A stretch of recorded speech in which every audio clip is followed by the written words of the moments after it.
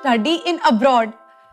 Yes, मैं अपने batch में एक लौती हूँ जो फर्स्ट अटेम्प्ट में ही फॉरेन कंट्री जा रही हूँ। और सिर्फ इतना ही नहीं, मेरे पेरेंट्स ने सिर्फ एक क्लिक में जाना कि मुझे कब फॉरेन जाना चाहिए। आप कितने अटेम्प्ट में फॉरेन जाएंगे? अभी जाने, एआई एस्ट्रोलॉजर है ना, ये सब जानता है, पूछ के देख लो। नमस्कार, मैं हूं आपके साथ हिमानी नैथानी। शाम के 5 बजने को हैं और हम लेकर हाजिर हैं अपनी खास पेशकश 5 का प्रहार, जिसमें आज मैं बात कर रही हूं अयोध्या में रामलला की प्राण प्रतिष्ठा अनुष्ठान में शामिल हुए मौलाना के खिलाफ जारी किए गए फतवे की। जी हां, ऑल इंडिया इमाम ऑर्गेनाइजेशन के अध्यक्ष डॉक्टर उमैर अहमद इलियासी एक बार फिर से कट्टरपंथियों के निशाने पर हैं। उन्हें फोन और व्हाट्सएप पर धमकियां दी जा रही है, सोशल मीडिया पर उनके खिलाफ अभियान चलाया जा रहा है। इतना ही नहीं, उन्हें अपने पद से त्यागपत्र देने और माफी मांगने तक को कहा जा रहा है। बल्कि कहा तो यहां तक जा रहा है कि कुछ मुस्लिम संगठन उनके खिलाफ प्राण प्रतिष्ठा में जाने से पहले ही माहौल बनाने लगे थे। अब ऐसे में सवाल ये उठता है कि ऐसा माहौल क्यों? कहां गई वो गंगा जमुनी तहजीब जिसकी मिसाल दी जाती है? मौलाना साहब ने ऐसा क्या कर दिया वहां? वो तो सौहार्द दिखाने गए थे। उन्होंने कहा भी कि मैं मोहब्बत का पैगाम लेकर आया हूं। सबसे बड़ा धर्म इंसानियत का है और हम सबको मिलकर इंसानियत को बरकरार रखना है। हम सब भारतीय हैं, मिलकर देश को मजबूत बनाना है। हमारे लिए राष्ट्र सर्वोपरि है। यही संदेश सरकार द्वारा भी दिया गया। वहां हजारों लोगों को अगर बुलाया गया, निमंत्रण दिया गया और सभी धर्मों के लोगों को वहां पर बुलाया गया था, वहां मौजूद थे, फिर क्यों इस तरह के फतवे जारी कर देश को तोड़ने और लोगों को डराने की कोशिश हो रही है? इतनी आपत्ति क्यों? आज इसी पर कर रही हूं 5 का प्रहार। लेकिन उससे पहले कि आगे बढ़ूं, आपको बताती हूं कि दरअसल क्या बोला गया था मौलाना साहब की ओर से। मौलाना इलियासी ने ऐसा क्या बोला जिसके बाद इतना भड़क गए? अपनी सफाई उसके बाद वो क्या दे रहे हैं, सिलसिलेवार तरीके से हम आपको ग्राफिक्स के माध्यम से वो दिखाते हैं कि फतवा जारी होने के बाद क्या बोले उमैर अहमद इलियासी। मैं अपने साथ मोहब्बत का पैगाम लेकर वहां पर गया था। अयोध्या जब गया, आवाज जब गया, तो वहां पर ये मोहब्बत का पैगाम लेकर गया था। मुझे क्या मालूम था कि वहां से आने के बाद इस तरह से मेरे ऊपर फतवा जारी कर दिया जाएगा। मेरे ही कौम के लोग मुझ पर यह फतवा जारी कर देंगे। फतवा जारी करने वाले मेरे खिलाफ हैं और देश विरोधी हैं। मेरे खिलाफ देश विदेश से नफरत फैलाई जा रही है। मुझे धमकियां और गालियां दी जा रही है, ये मौलाना साहब ने कहा।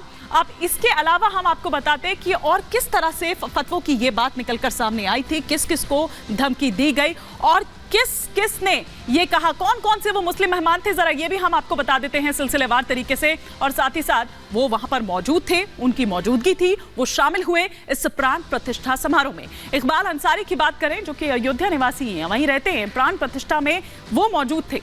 उमर अहमद इलियासी जिनका जिक्र हम कर रहे हैं, इमाम संगठन के अध्यक्ष हैं, उनकी मौजूदगी वहां पर थी। कारी अबरार जमाल की बात करें, जमीयत हिमायतुल इस्लाम के अध्यक्ष है सहारनपुर से, वो वहां पर गए और उन्होंने ये कहा भी कि अगर फतवा जारी होता है मेरे खिलाफ तो मुझे किसी बात का कोई डर नहीं है। ये उनकी ओर से कहा गया। आइए अब आपको सुनवाते हैं इसके अलावा और क्या कुछ कहा मौलाना इलियासी जी ने। और पहले आपको ये सुनवाते हैं, उसके बाद हमारे साथ कुछ खास मेहमान भी जुड़ेंगे, उनसे हम करेंगे इस पर चर्चा की शुरुआत। ये बदलते भारत की तस्वीर है। आज का भारत नवीन भारत, आज का भारत उत्तम भारत। मैं यहाँ पैगाम मोहब्बत लेके आया हूँ। जहाँ तक पहुँचे मेरे साथ ये आप स्वामी जी साथ में खड़े देख रहे हैं, इसी का नाम भारत है। हमारी इबादत करने के तरीके अलग ज़रूर हो सकते हैं, पूजा पद्धति ज़रूर अलग हो सकती है, हमारी आस्थाएं ज़रूर अलग हो सकती हैं, लेकिन हमारा जो सबसे बड़ा धर्म है वो इंसान और इंसानियत का है। अब हम सबको मिलकर एक होकर भारत को मजबूत करना है, भारतीयता को मजबूत करना है, राष्ट्र सर्वोपरि है, इसी पैगाम को आगे लेके जाना है। मैंने कहा है कि अब वो जो मेरे पैगाम मोहब्बत को, जो मेरे साथ जुड़े हैं, जो मेरा समर्थन कर रहे हैं, वो मेरा समर्थन माने देश का समर्थन, देश से मोहब्बत कर रहे हैं। और जो मेरे खिलाफ नफरत फैला रहे हैं, फतवे जारी कर रहे हैं, वो मेरे तो खिलाफ हैं ही, वो देश विरोधी भी हैं। मौलाना इलियासी खुद इस वक्त हमारे साथ जुड़ चुके हैं। उन्हीं से समझने की कोशिश करते हैं कि आखिर क्यों उनके खिलाफ ये फतवा, क्यों उनको ये धमकी दी जा रही है मौलाना साहब। और मेरे ख्याल से ऐसा पहली बार होगा जब किसी इमाम या चीफ इमाम के खिलाफ, अगर मैं गलत हूं तो आप करेक्ट कर सकते हैं, कि उनके खिलाफ इस तरह से फतवा जारी किया गया हो।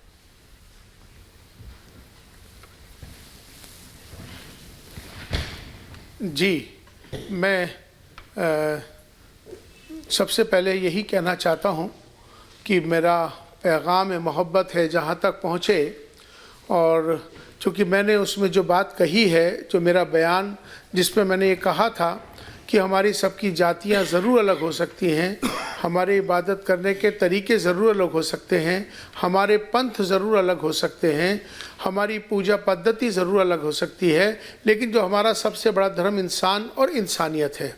भारत में रहते हैं, हम भारतीय हैं, राष्ट्र सर्वोपरि है। बस ये पैगाम देना था मुझे।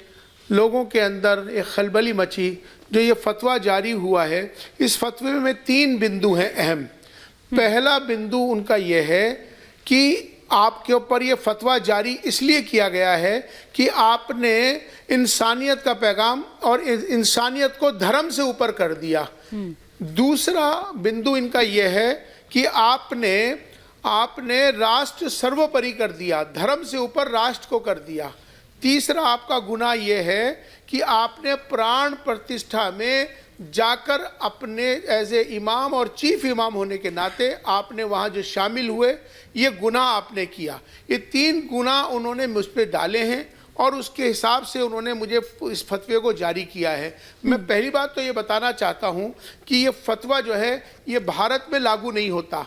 अगर ये बात मैं पाकिस्तान में होता, ये बात किसी इस्लामिक देश में होता, तब ये मुझ पर फतवा जारी कर सकते थे। ये भारत है, ये भारत जो है सर्वधर्म समभाव की बात करता है। ये भारत ये जो है ये अनेकता में एकता की बात करता है। लेकिन मुझे आपकी कोई नसीहत नहीं चाहिए, ना मैं आपका फतवा मानने वाला हूँ। हाँ, फतवे का जवाब ज़रूर दूंगा, लेकिन मैं ये बताना चाहता हूँ कि मैंने जो कुछ किया वो राष्ट्र हित में किया और उस पर मैं कायम हूँ। मैं माफ़ी नहीं मांगने वाला हूँ, त्याग नहीं। लेकिन मौलाना इलियासी जी वो तो ये कह रहे हैं कि या तो माफी मांगिए और नहीं तो अपने पद से इस्तीफा दे दीजिए। आपके खिलाफ अभियान चलाया जा रहा है सोशल मीडिया पर, आपको पता ही होगा, आप वाकिफ होंगे अच्छे से उससे, मुझे बताने की जरूरत नहीं है। ऐसे में आपने कोई कंप्लेंट दर्ज कराई, कुछ ऐसा किया गया आपकी तरफ से? देखिए, मैं सबसे पहले तो चूंकि मेरे ऑल इंडिया इमाम ऑर्गेनाइजेशन का दारुल इफ्ता फतवे का एक यूनिट है, मैं इस फतवे को वहाँ भेज चुका हूँ, उस पर सारी आज चर्चा होनी है।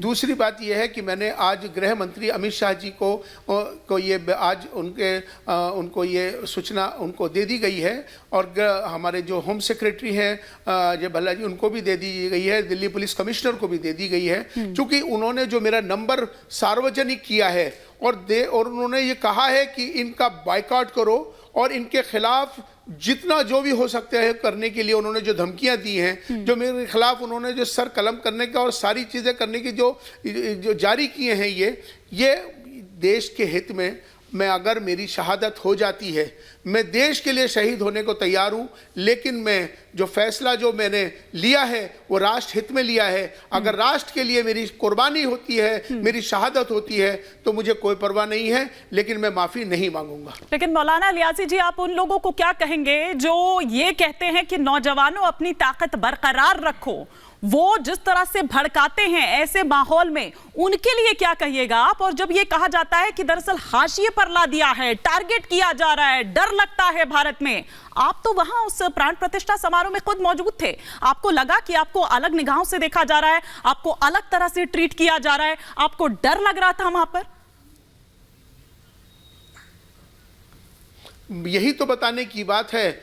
जब मैं वहां पहुंचा था तो अयोध्या वासियों ने जिस तरह से मेरा स्वागत किया, तमाम वहाँ साधु संतों ने जो खुशी का इजहार किया, राम जन्मभूमि ट्रस्ट ने जो मेरा इस्तकबाल किया, ये अपने में इसको भुलाया नहीं जा सकता। इसी का नाम तो भारत है, इसी का नाम तो भारत है, अनेकता में एकता, यही तो मोहब्बत है भारत, यही तो सनातन है। जिस सनातन को बदनाम करने की, जिस भारत को बदनाम करने की कोशिश की जा रही है, आज उनको ये बताना चाहता हूं, अगर सनातन को देखना है तो वो वहां मैं सनातन को देखा। सनातन मारने का नाम नहीं है, सनातन बचाने का नाम है।